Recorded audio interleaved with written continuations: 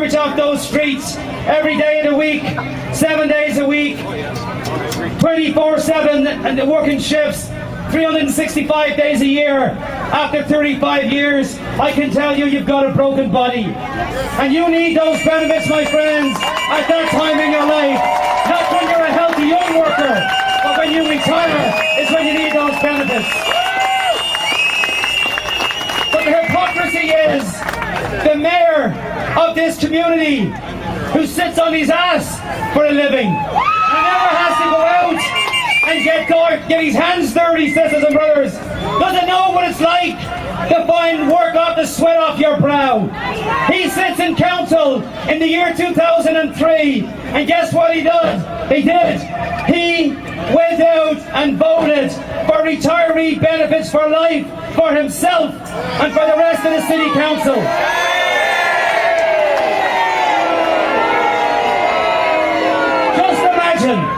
Just imagine, this city has been divided down the middle. This mayor, with the help of the Windsor Star, nothing but divide this community, pitting worker against worker, citizens against workers, public-private against each other. Why? Because he says you do not deserve to have these benefits. And the hypocrite sits in council and votes for those benefits for himself.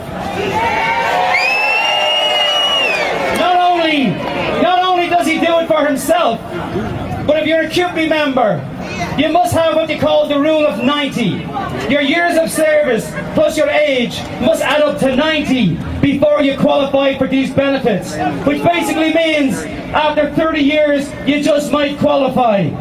But hold on a second, the mayor, he doesn't want those rules for himself.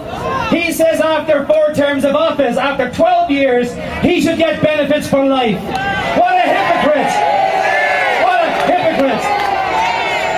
You know, my friends, one thing that the Windsor Star and the mayor of this community will never understand is the power of the labour movement and what we stand for as trade unionists, the principles that we believe in.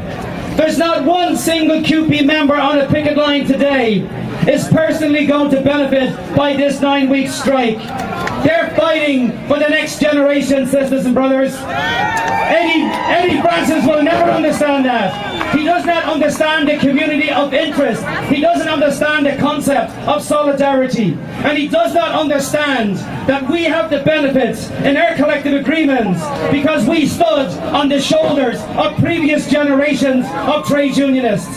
He will never understand that.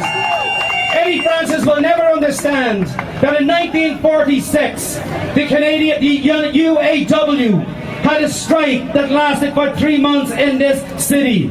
In that city, they went on strike for benefits and for the RAND formula for the entire labour movement. The UAW back then were not fighting for themselves, they were fighting for the labour movement. Just like CUPE today, we're fighting for every retiree. We're saying, essentially, sisters and brothers, enough is enough. No more attack on workers' rights, on workers' benefits. Stop the assault on workers. We did not create the economic crisis. Now, I'll finish off by saying that just down the road in London only a couple of nights ago, we have a mayor with a different vision for their community. They quietly sat down and negotiated with the CUPE local and they got a 3-year collective agreement. And yes, they have benefits which are different than the workers here in Windsor. But there's always trade-offs. Trying to set you up and say you're the only local or the second local in Ontario with these benefits is wrong. There are CUPE locals in this community that have retiree benefits. So I have to echo the words of the brother from the CAW a few moments ago. Eddie Francis is coming, knocking on your door. I don't believe for 1 millisecond that come Tuesday he's going to magically have a new agreement. If he was being honest, if he really cared about this city, he'd be at the bargaining table right now. Right this minute, he'd be at the bargaining table. So you're being set up, my friends. You're being set up for the supervised vote. And as the CAW just showed and proved the way, there is not a union anywhere in this province that has ever caved in to a supervised vote. I want to say with all sincerity to Local 543 and Local 82, do not allow this mayor to divide your union. Do not allow this mayor to break your solidarity. I promise you this much. I promise you this much. He's got one more card left to play, and that's his supervised vote. And when that supervised vote goes down, sisters and brothers, the Canadian Union of Public Employees will have won the strike in Windsor. That's what's out there, sisters and brothers. I'm telling you now, turn it down and say to Eddie, bring it on, Eddie! Bring it on, Eddie! We're ready for your vote! And then maybe you'll get serious and sit down and negotiate. And if you don't negotiate, you've got one option, Eddie. Arbitrate. Put it to an arbitrator. Because we know there's not an arbitrator in this country will take this benefit away. And the mayor knows that.